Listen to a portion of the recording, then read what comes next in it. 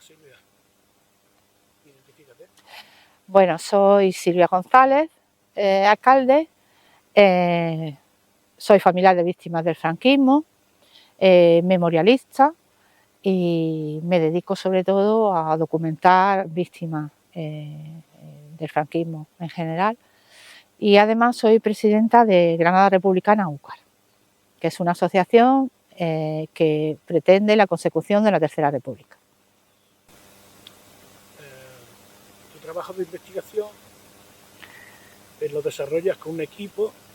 Sí, vamos a ver, mi trabajo de investigación desde hace 2 años lo desarrollo con un equipo que son Agustín Linares y Pepe Peña. Bueno, son 2 familiares de la fosa de Vinda. Nosotros nos encontramos y vimos que teníamos una inquietud común y decidimos pues trabajar juntos. Puedo decir que es una de las mejores cosas que he hecho en mi vida. Estoy súper a gusto con el equipo y aparte tenemos otras 2 personas también que nos ayudan. Mariluz Barrios, que me ayuda a repasar los listados, que es una cosa muy complicada, aunque parezca que no, porque es lo más tedioso y donde más fallos muchas veces puedes cometer. Y Clemente Talavera Pledezuelo, que me ayuda con el repaso de los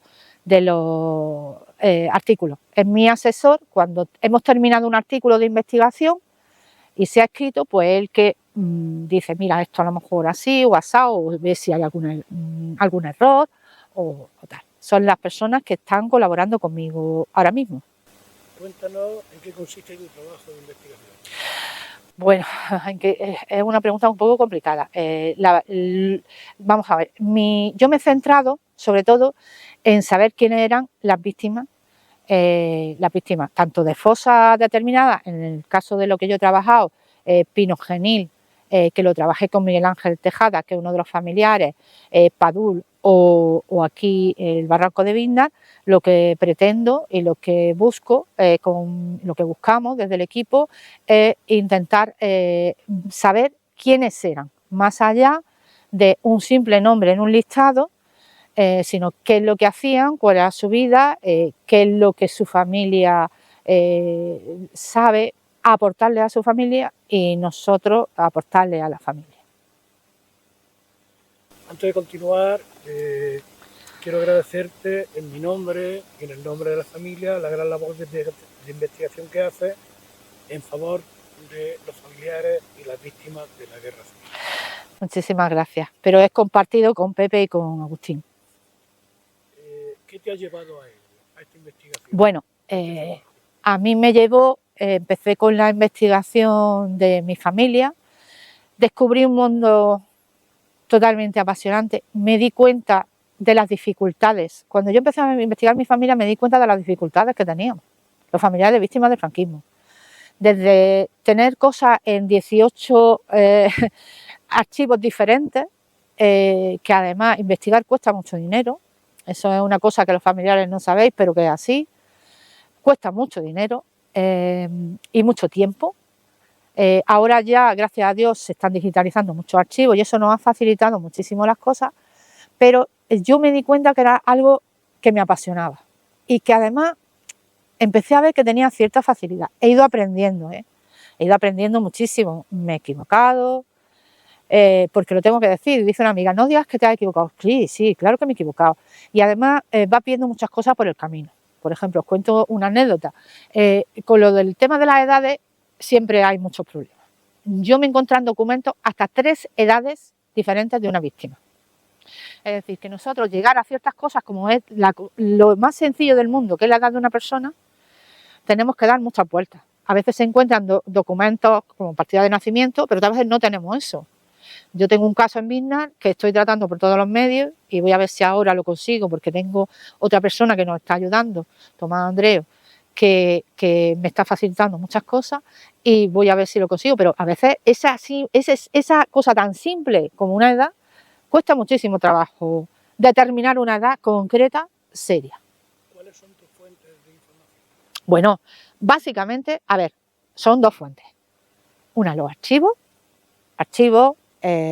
tanto archivos provinciales, archivos locales, archivos nacionales, como prensa histórica y la otra fuente que para mí es indispensable, que son los testimonios familiares. Porque cuando casamos las dos cosas le damos mucha identidad a la víctima. Es decir, ya no es simplemente una persona que es que era el diputado de Izquierda Republicana o concejal o no sé qué, sino que es una persona que tenía hijos, que tenía familia o que no tenía o que tal, y ya le damos como mucha más entidad.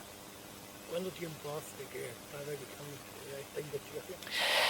Pues son más de 12 años, a pleno pulmón. ¿Qué se puede conocer de la víctima a través de estas investigaciones individuales? Muchísimas cosas, pero hay una para mí fundamental, que es que podemos conocer nuestra propia identidad. Es decir, cuando nosotros empezamos a ver datos de nuestros familiares, y eso me ha pasado muchísimas veces con las familias con las que he trabajado, empiezan a ver cosas que han pasado a su alrededor y en su familia y en ellos mismos que no conocían.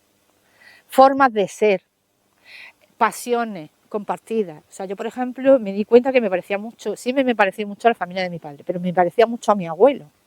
Me pongo a mi ejemplo, pero que eso le pasa a mucha gente que tienen. Yo hay veces que le digo, ¿te parece a tu abuelo? ¿Sabes? A familiares que tengo mucha confianza con ellos cuando los he trabajado y les cojo mucho cariño. Es que es una cosa muy especial para mí, ¿no?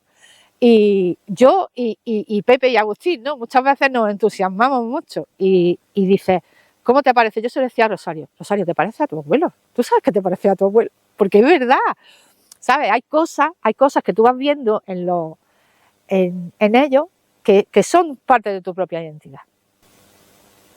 Sí, la siguiente pregunta era a nivel colectivo, pero ya prácticamente ¿qué reacciones tienen los familiares cuando les muestran lo investigado? Porque muchos no sabían ni que tenían algún familiar asesinado. Otros como Miguel Rosales, también estaba enterrado. Sí, bueno, es una de las cosas más emocionantes para nosotros, creo que es brutal. Yo siempre cuento varias anécdotas, ¿no? Pero una es la que me pasó con Marisa, la nieta de Lorente, uno de los enfermeros, que recibí el mail, cuando estaba yo en la asociación, recibí el mail y además yo lo veía sobre la marcha. Y entonces veo el mail y digo, no me lo puedo creer, no me lo puedo creer, no me lo puedo creer. Uno de los enfermeros, yo los enfermeros los tenía localizados. Yo el artículo lo saco en el 2021, el artículo de los enfermeros, diciendo que están aquí, ¿vale? Y entonces escribí inmediatamente a Marisa, le dije, Marisa, tengo todo lo de tu abuelo. Me llamó llorando. Silvia, por favor, no me lo puedo creer, no me lo puedo... Es que me ha respondido a los 3 segundos. O sea, y eran las dos emocionadas, ¿no? O, por ejemplo, con María José, le dije, mira, han aparecido un grupo de 4 mujeres, tal, yo no sé, pero a lo mejor... Y llorábamos las dos. O sea, cuando me llamó Rosario y me dijo, Silvia, y yo sabía lo que me iba a decir.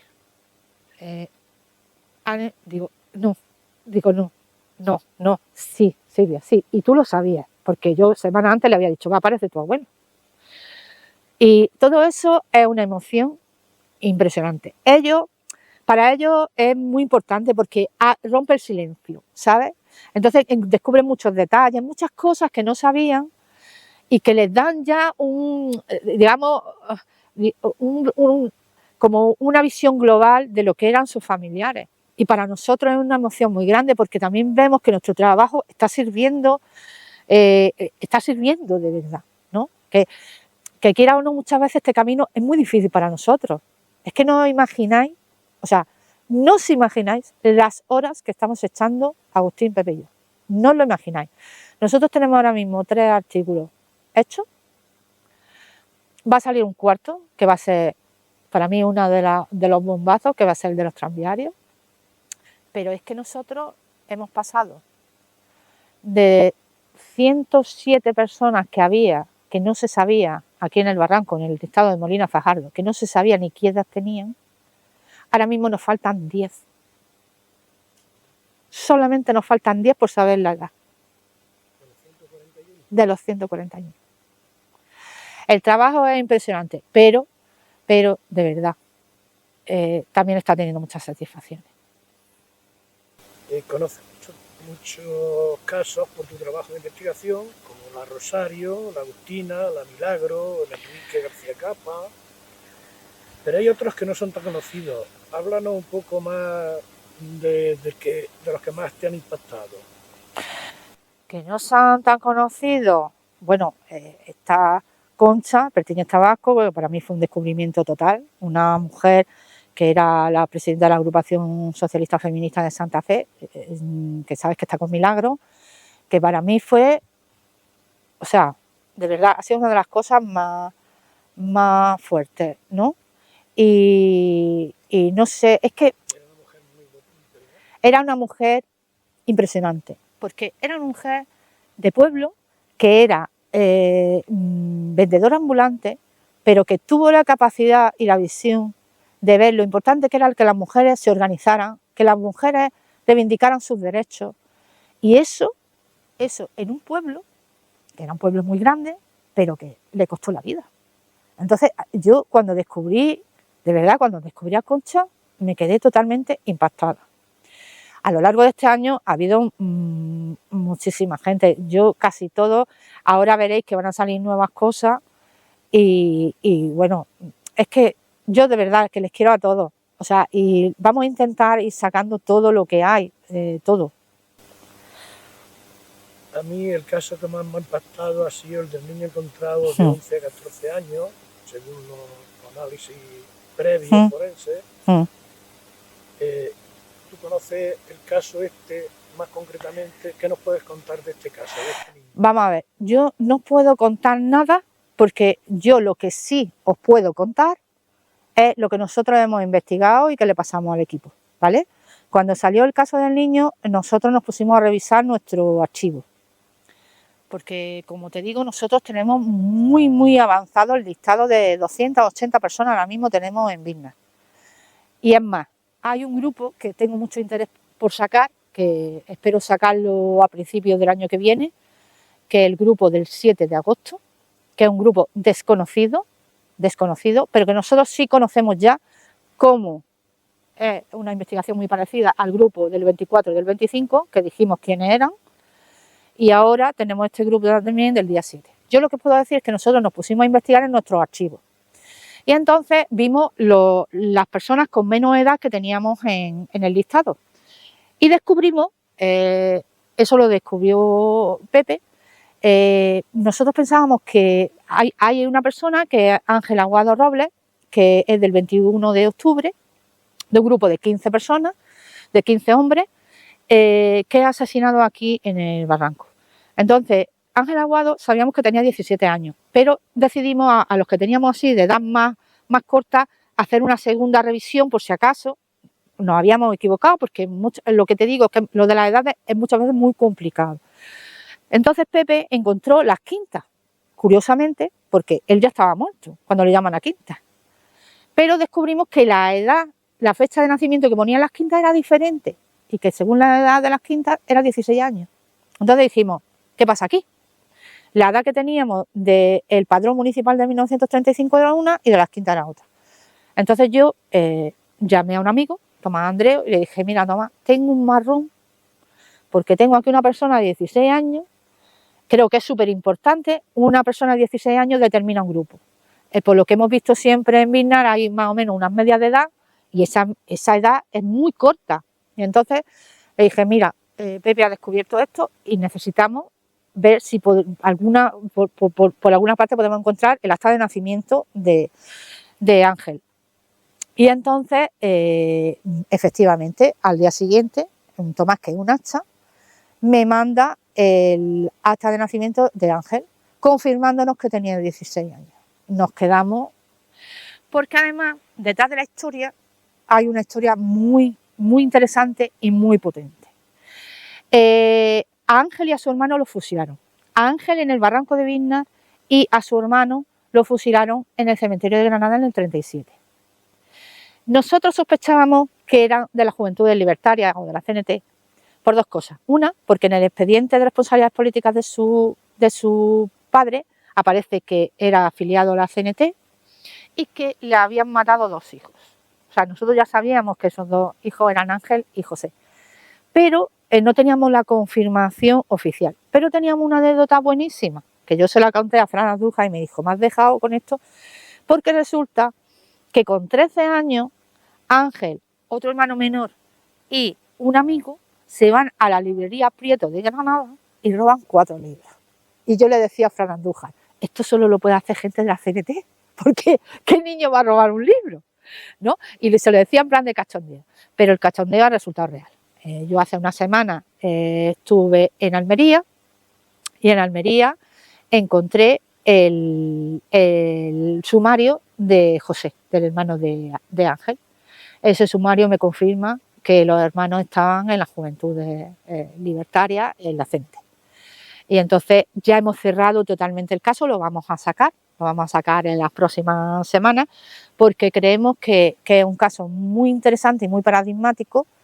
No mezclamos lo que hace el equipo, lo hace el equipo, lo que hacemos nosotros, lo hacemos nosotros, no tiene nada que ver, luego ya se verá lo que pasa con todo, pero sí es cierto que es importante, porque por ejemplo hay 2 familiares más en esa fosa, en ese grupo del día 21, está la familia de Victoriano Alcatú y está la familia de José Aragón, y hombre, hay 2 familiares, y si apareciera un niño de 16 años en una fosa, pues a lo mejor ya podríamos ver más claramente qué es la fosa de esta gente, ¿no?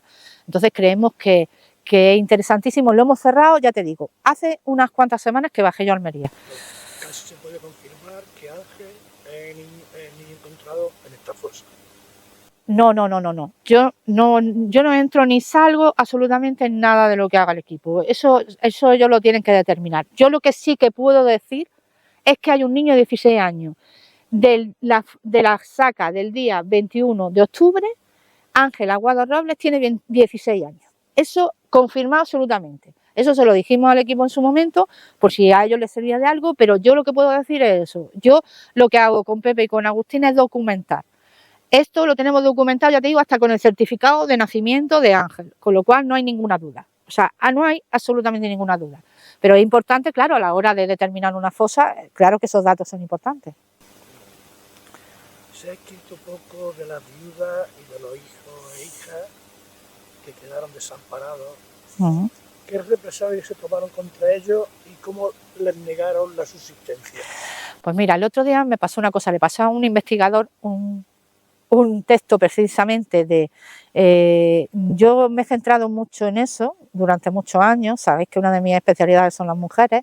Yo hice el estudio de los 900 expedientes que hay de mujeres en el archivo de la Real Chancillería, de mujeres represaliadas económicamente.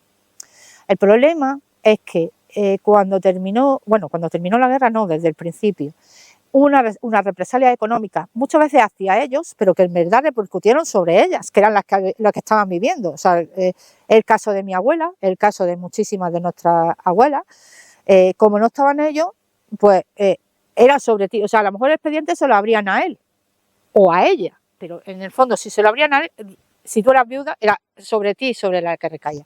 Entonces, hay una represión económica que lo que busca es tener totalmente sometidos a los republicanos durante muchísimo tiempo, porque no podían hacer nada, no podían vender sus casas, no podían vender sus tierras, no podían disponer de su dinero, porque todo estaba incautado y, claro, las abocaron a situaciones, como un documento que mandé yo hace poco a un investigador, en el que se dice que una señora dice, miren ustedes, libérenme una parte del dinero que me corresponde porque mis hijos se van a morir de hambre, se van a morir de hambre. Eso es así, eso lo hemos visto en muchísimas familias. Por ejemplo, cuando yo hago los expedientes judiciales fuera de plazo, que es donde descubro Bizna, cuando yo descubro Bizna en el 2018, cuando en los expedientes fuera de plazo yo descubro un montón de gente de Bizna que estaba en los listados y que no estaba. Y empiezo a ver las declaraciones de ellas, contando cómo desaparecen, quién se los lleva, quién viene a su casa, que vienen hombres de azul, que vienen unos guardias de asalto, que vienen unos guardias civiles, que vienen unos paisanos, tal. ¿Y qué es lo que piden ellas? Ellas muchas veces al principio de la guerra, curiosamente, se creen que van a tener pensiones de viudedad. cosa que sabemos perfectamente que no fue así. Mi abuela, como muchas de las abuelas de todos nosotros, tuvieron que pedir las pensiones ya en los años 80, cuando entraron los gobiernos de la democracia. Entonces, ellas se ven abocadas a una situación en la que no pueden disponer, el 90% no puede disponer de las cosas que tenía, o sea, pero además, fíjate, todavía más duro, porque no solo se quedan sin los maridos, sino sin las fuentes de ingresos, porque normalmente los que trabajaban eran ellos. Entonces, se ven abocadas a pedir ayuda a la familia, a pedir ayuda a las instituciones. Hay mujeres que incluso dicen que quieren registrar a su marido, el fallecimiento de su marido, para el auxilio social o para meterlo en un orfanato. Vais a ir viendo en los artículos cosas muy interesantes en este sentido, porque es una parte que a mí me interesa mucho. Yo siempre digo una cosa: a ellos los mataron, vale, pero las que sufrieron los 40 años de franquismo fueron ellas. Las que tuvieron que lidiar con eso fueron ellas. Llegaron a incautarle incluso, según Mercedes, le incautaron a la familia del Garbancero, hasta las 4, eran 4 hijas, le incautaron el ajuar. Sí, mira, hay una amiga mía que cuenta que su madre vio cómo las sábanas de su abuela asesinada las estaba lavando otra señora en el lavadero del pueblo. O sea, las cosas súper fuertes, súper fuertes. Yo lo que he leído otra vez de varios informes, incluyendo algunos artículos que he escrito, que muchas eran solteras. Eso es una cosa que me ha... Mujeres de 30 y tantos años, como Milagro era soltera, Fregenala era soltera también, 40 y tantos. Sí. He visto que a esa edad no había muchas. Sí, porque ¿sabes lo que pasa? Que las mujeres empiezan a trabajar, hay muchísimas mujeres que trabajan en los oficios más feminizados, como las modistas, sirvientas, que empiezan a ser como más independientes, entre comillas, y a lo mejor las edades de casarse se van un poco postergando, efectivamente, son como un poco más independientes y quizá por eso. Y claro, también hay que tener en cuenta que había mucha organización entre las mujeres en esa época, es decir, había sindicatos de modistas tanto de la UGT, sección de la UGT, como sección de la CNT, los sindicatos de tejedoras, las sirvientas, o sea, estaban más organizadas y además participaban mucho en política. Hay una foto icónica que tú sabes que muchas veces nos hemos planteado si está Milagro allí, que es la foto esa que aparece en el 1 de mayo, unas mujeres delante y detrás aparece el presidente de la Diputación y otras personalidades de Granada. O sea, puede ser una de ellas, sí, puede ser una de ellas. A mí me lo plantearon y sí, yo creo que había mujeres ahí muy representativas, esas mujeres que van delante, está claro que son mujeres, por lo que sea, más representativas y podía ser perfectamente. ¿La invisibilidad es una forma de violencia? ¿Por qué? Totalmente, porque lo que no se nombra no existe. Entonces, por ejemplo, uno de los problemas que ha habido aquí, y que en cierta manera sigue habiendo, porque aquí no hay las víctimas de Molino Fajardo, aquí hay más, ¿vale? Aquí hay más. Uno de los problemas que ha habido es que no se ha intentado tapar quiénes eran las víctimas, se ha tapado incluso lo que pasó en el cementerio de Granada, se ha intentado que los restos no aparecieran, se han intentado un montón de cosas, por eso es tan importante Birna, porque en Granada es la fosa que ahora mismo más grande que se ha abierto.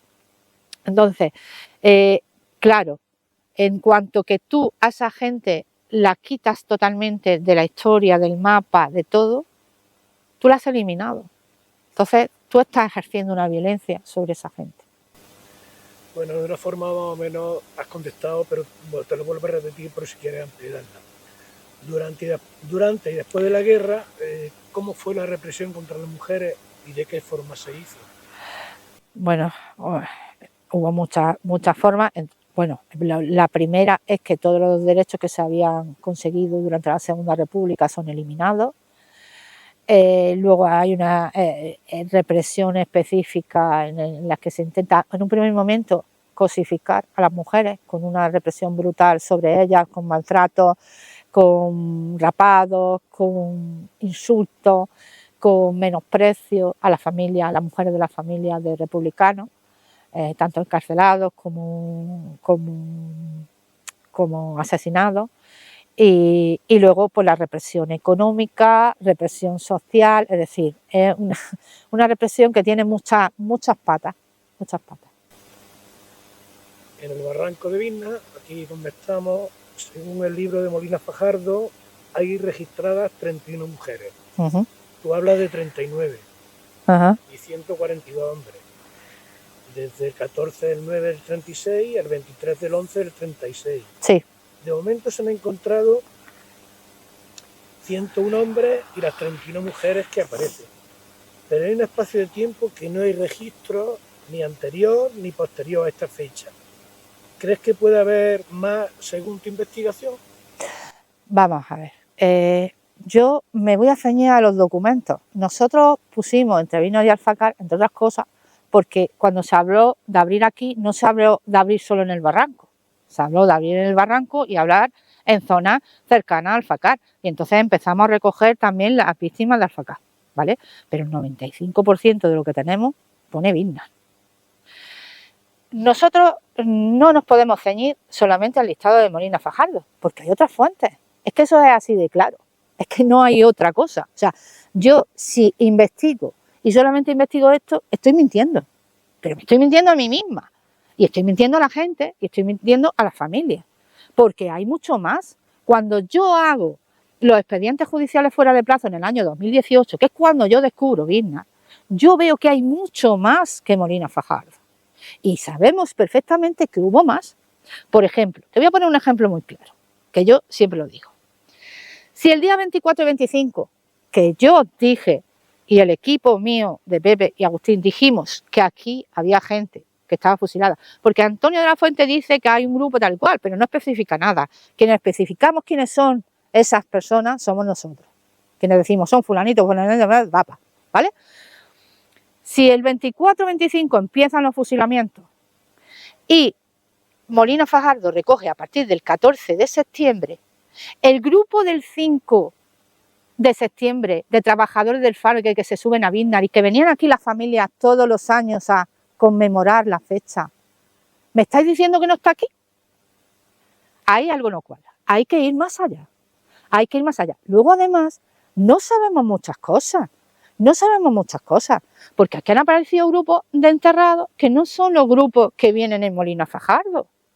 Yo sé, por ejemplo, que hay 2 personas que la entierran juntas el mismo día. Sé quiénes son, tengo absolutamente todos los datos y sé que son 2, ¿vale? Pero ese grupo no viene en Molina Fajardo. Entonces, lo que te quiero decir, que no es que Silvia González diga, no, yo no digo. Silvia González, Pepe Peña y Agustín lo que dicen es, lo que nosotros hemos encontrado es todo esto y sobre todo esto hay que investigar. Es que no hay otra cosa, o sea, no es ni Silvia, ni Pepe, ni Juan, ni Juanico. Es que tenemos toda esta documentación, porque tenemos expedientes fuera de plazo, porque tenemos expedientes de responsabilidades políticas, porque tenemos testimonios orales, se ha demostrado que eran ciertos. La mujer de Santaella se entera de que los enfermeros se lo han traído aquí. Y ella se lo dice a la mujer a la abuela de Miguel. Y gracias a eso nos enteramos de que estaban aquí. Esos son expedientes fuera de plazo, que yo estudio en el 2018, que me hago todo el fondo, porque a mí me dicen Eva y David, los responsables del archivo, Silvia, aquí hay un fondo que a ti te va a interesar. Y yo descubro que hay muchísima gente que no estaba en ningún listado de Granada y mucha gente que no sabíamos si estaba en un sitio o estaba en otro. Porque además aquí hay una confusión muy grande. Hay gente que está puesta en el cementerio de Granada y que no está en el cementerio de Granada, que está aquí. Como hay uno que nosotros pensábamos que está aquí, pero está en el cementerio, te quiero decir. Pero en general, en el cementerio hay puestos. ¿Por qué? Porque los escribían en Granada, no en Vizna. Entonces, te repito, Silvia González, Pepe Peña y Agustín Linares no dicen. Lo dicen los documentos. Y yo me tengo que ceñir a los documentos. Y eso es lo que estamos haciendo. Entonces, aquí, ahora mismo documentadas, tenemos 280 víctimas.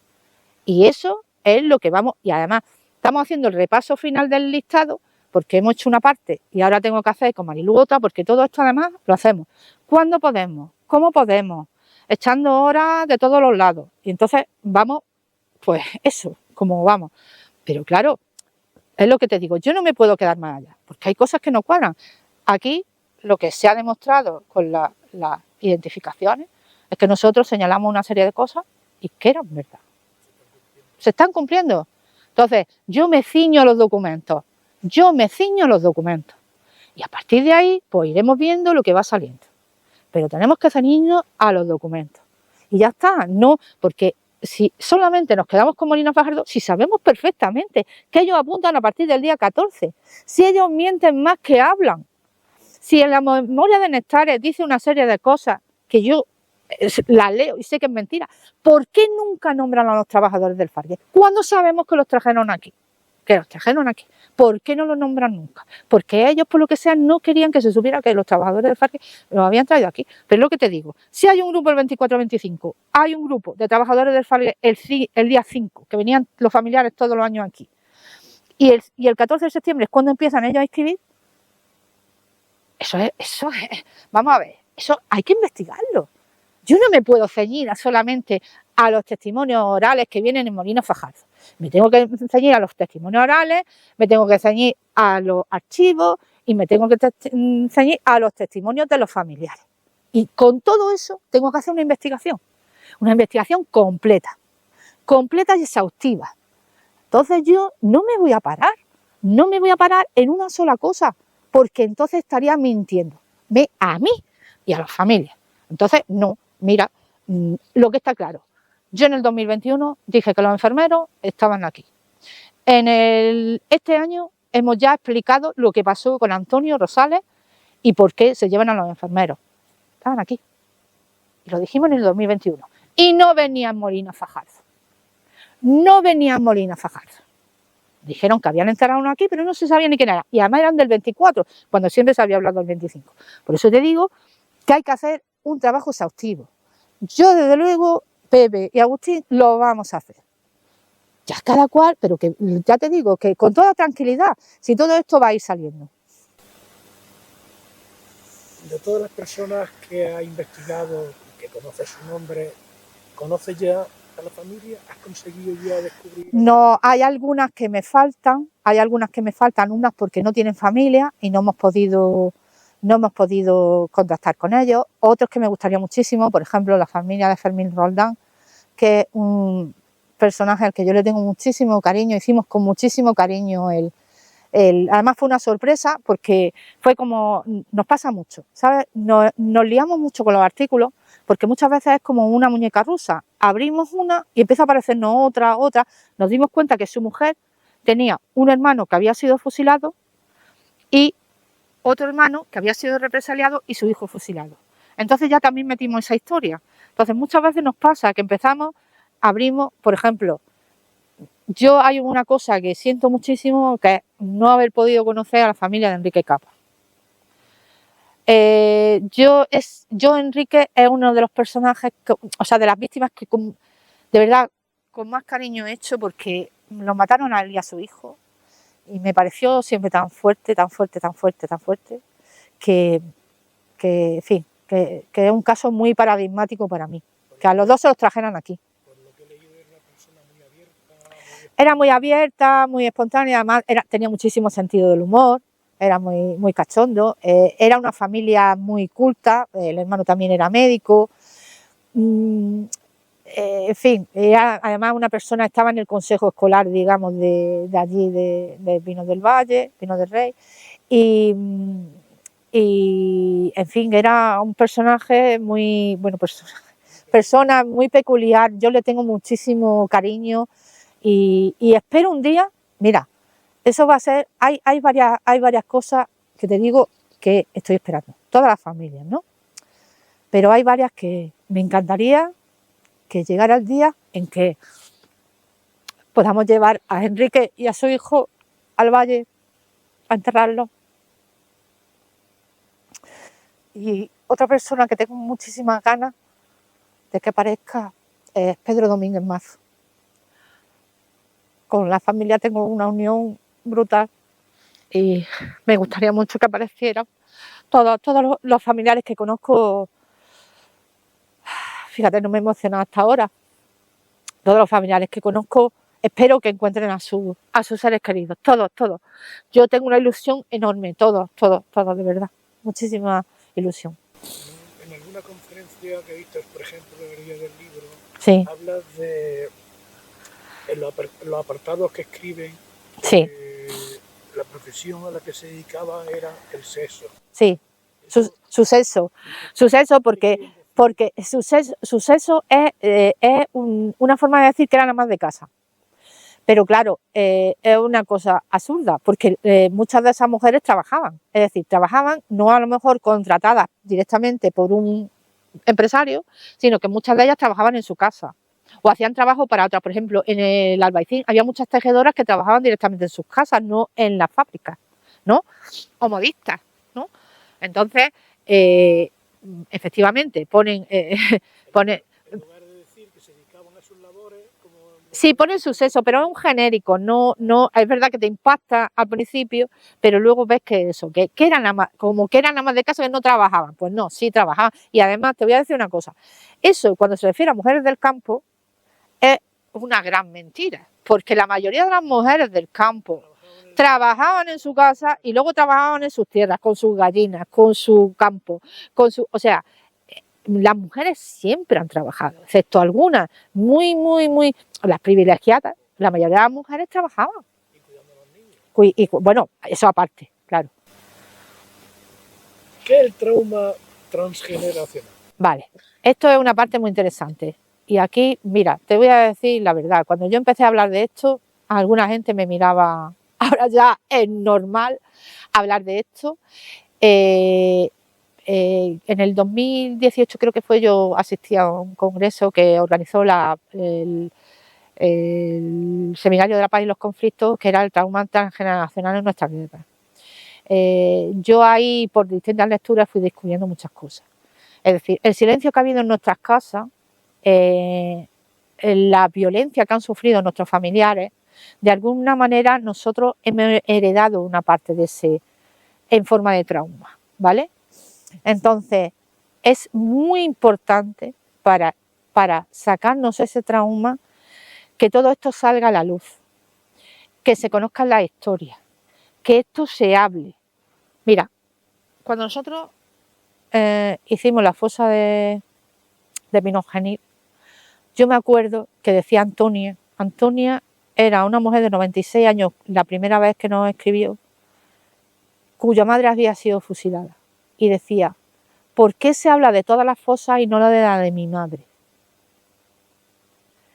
Y me acuerdo que me dijo una cosa que a mí me impactó en una entrevista que le hice yo sola, le hicimos varias entrevistas, una de ellas estuve yo sola, y me decía: hay gente que me dice que soy muy mala.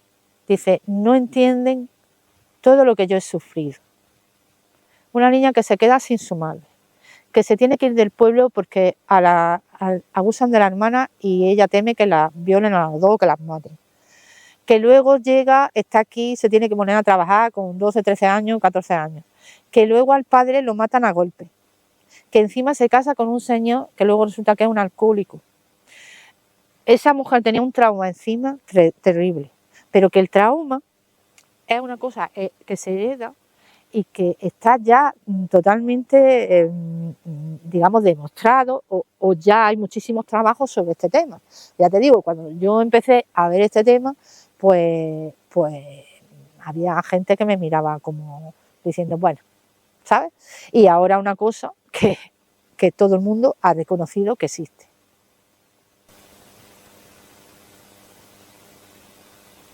¿Qué te pareció el acto de entrega de resto a la familia? ¿Cómo crees que se debería haber hecho? Bueno, ¿qué fallos ves tú ahí? Vale, aquí hay dos partes, ¿vale?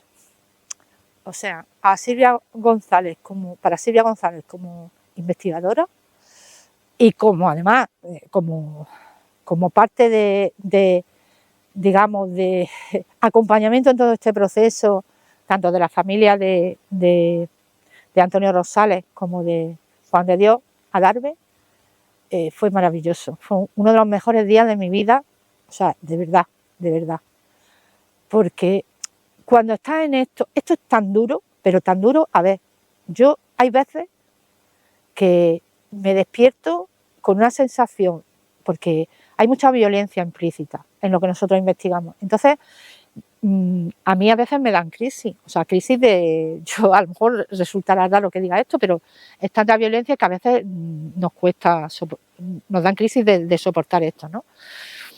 Pero además hay otra parte que es la cantidad de horas, de tiempo, de trabajo, de esfuerzo, de cariño que le ponemos a toda la investigación y que claro, que no sabes si dices, pero estoy haciendo esto, ¿por qué? ¿Para qué? O sea, muchas veces es muy duro, es un camino muy duro. Nosotros lo estamos haciendo, como te he dicho antes, a pulmón. Y entonces tienes que tener muy claras las cosas. Entonces, por esa parte, para mí fue uno de los mejores días de mi vida. Ahora, como memorialista, como persona que ha estado en muchísimos actos, como persona que cree que lo principal son las víctimas y su familia, creo que fue un acto muy mal organizado. Yo estuve justo en verano en el homenaje que se hizo en Pajares de Ataja a las 12 víctimas primeras sacadas del Cuelgamuro, ¿vale? Que además un homenaje que presidió el ministro. Y os puedo asegurar que no tuvo absolutamente nada que ver. Se hizo una cosa preciosa, con la participación de los familiares, y no hubo esa cantidad de participación de instituciones, de no sé qué, que fue 1 hora y 10 minutos aproximadamente, y luego al final encima que Rosario y Miguel, poco más o menos que tuvieron que pedir permiso para hablar. Fue, a ver, yo creo que las cosas se pueden hacer de otra manera, que espero que esto sirva de aprendizaje, como te repito, yo no salí mal del acto por las circunstancias que yo viví junto a ellos, la emoción de ver tanto trabajo que habíamos hecho investigando, reconocido en las primeras víctimas y las que van a salir ahora también, pero creo, como memorialista, que los protagonistas deben ser la familia, porque las familias han estado muchísimos años sin desmerecer a las instituciones. Cuidado, yo no soy anti-instituciones. Las instituciones tienen que estar apoyando siempre a las víctimas del franquismo. Las instituciones deben hablar, pero los protagonistas tienen que ser los familiares, los protagonistas tienen que ser las víctimas. Hay que hacer unas buenas biografías de esas familiares. En la biografía había muchos errores. Entonces, esa parte sí que creo que se puede mejorar. Yo estoy segura de que han tomado nota y que lo van a mejorar todo. Segura.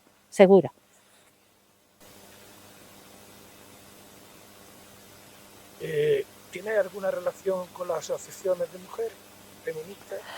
No, yo no estoy militando en ninguna asociación de mujeres. Yo ahora mismo estoy solamente, sí tengo mucha relación. De hecho, voy a hacer ahora una presentación de un libro sobre mujeres represaliadas en Huesca.